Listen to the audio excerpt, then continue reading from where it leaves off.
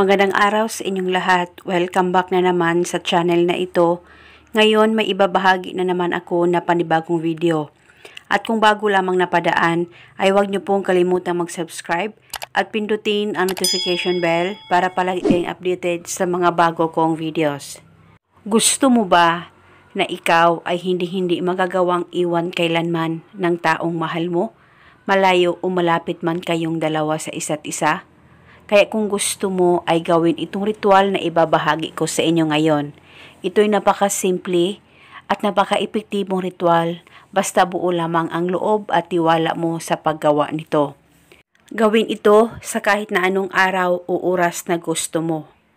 Ang kailangan mo lamang ihanda sa ritual na ito, papel, panulat kahit anong kulay at isang butil na bawang.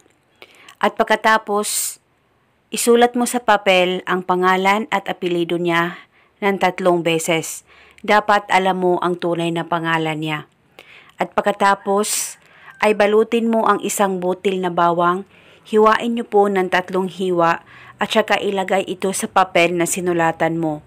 At bago mo balutin ito, hawakan mo saglit, pakaisipin mo ang target, mag-focus at mag-concentrate ka at ibulong mo ang mga salitang ito. Pangalan at apelyido niya, ako ay hindi mo magagawang iwan kailanman. Ibulong mo lamang ito ng 3 beses.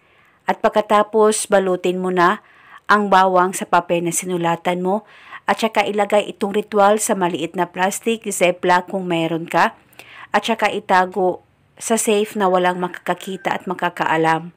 Pwede mo itong dalhin kahit saan ka man magpunta at pwede lamang ilagay sa damitan mo, depende po sa inyo. At itago ito hanggang kailan nyo gusto. At pwede mo ito bulungan paminsan-minsan lang kung may time po kayo.